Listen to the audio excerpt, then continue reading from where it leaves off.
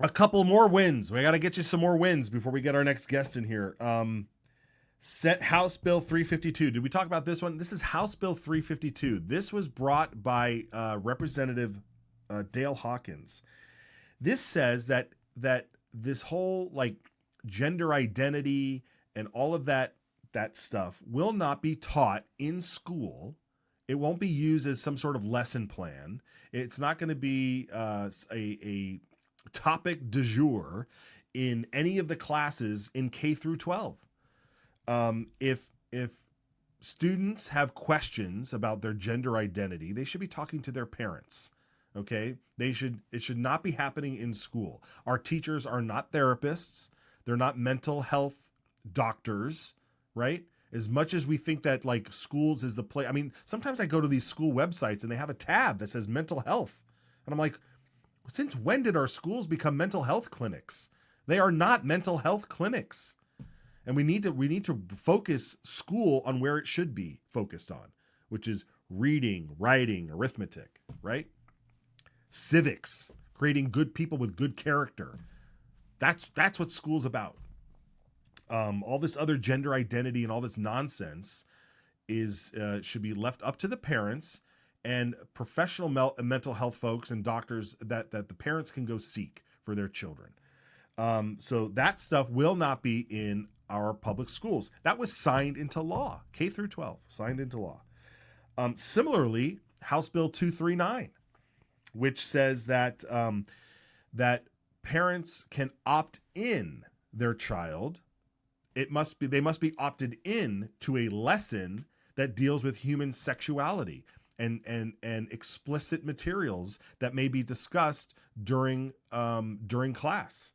I mean, I don't know where any of that might be appropriate, but right now it has to be an opt-in. Okay, and this is not sex ed.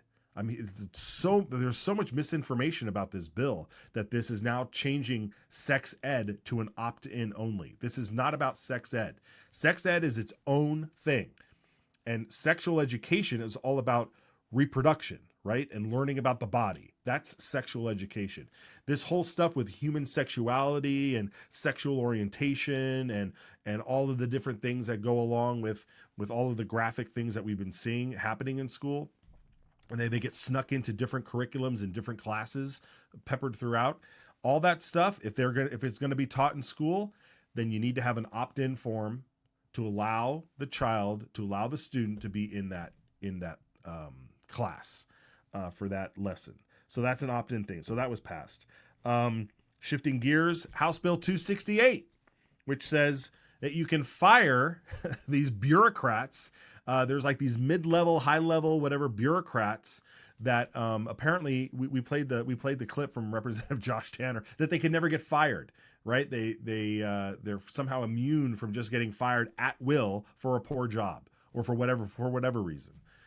So now that executive employees are now going to be serving at will, just like everybody else, at will employment.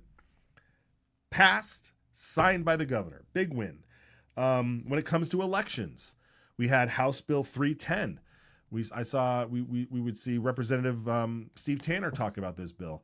This cleaned up the code to make so that all the county clerks were on board with understanding how and what it meant to have individual markings on each of the ballots, so that every ballot is a secured ballot with an individual mark on it that can't be duplicated, and that is controlled by the clerk and by the county. And so, very important election integrity bill, signed and passed by the governor. Very, very good. And then the other one, what is this? I can't even read my writing here. House Bill 199. What is that? Oh, the refugee stuff. So House Bill 199, this one reined in the services that we give to refugees, migrants, and that sort of thing, because they were getting more services than you and I would be qualified for. So now it's just leveling the playing field. It said, look, if you're going to provide emergency services or any medical services that are paid for by the taxpayer, you can't be giving more to refugees and migrants and the like that we have no access to. It just doesn't make sense. These are our tax dollars. right? We pay for our own things. It sounds very selfish. I know, God, we're such a selfish society. Everybody's selfish. What is that great clip from Milton Friedman when he's talking to Phil Donahue about greed? He says, well, everybody's greedy, right? I mean, who isn't greedy? Who doesn't act out of their own self-interest, right? The only person that never did, that ever walked this earth, that never acted out of self-interest was Jesus Christ. And we all would love to be like him, but it ain't never going to happen. Not on this earth. There's only one perfect person. And you know what they did to him? They killed him. Never forget that. They killed him. Oh, but I digress. Okay. So those are just some of the huge wins that we have seen. And it is so great. So great. Elections have consequences. A lot of these bills have been trying to get through for a long time. And they just never made it. You know, the campus free speech, they raised the food credit, food tax credit. And I know, look, there's a huge argument about the whole food tax. Should we or should we not have a tax on our groceries? But until that gets removed, at least they raise the credit so Idahoans get some of their money back. So you got to say that's a win as well.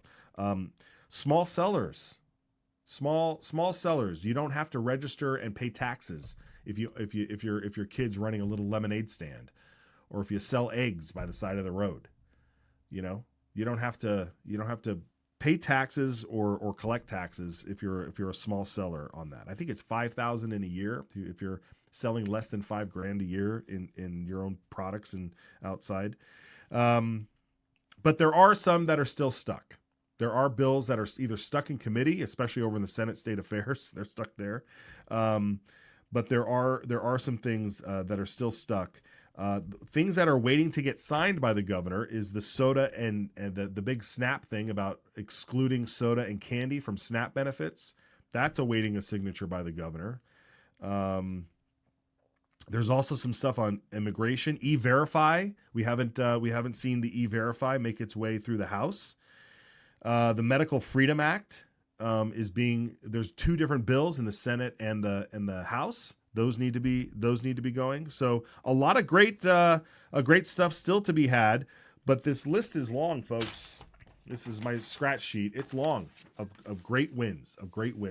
One bill that has made its way all the way through, and it's sitting at the governor's desk waiting to be signed, is House Bill 96. House Bill 96 is the other flag bill. House Bill 41 dealt with flags flying in public schools.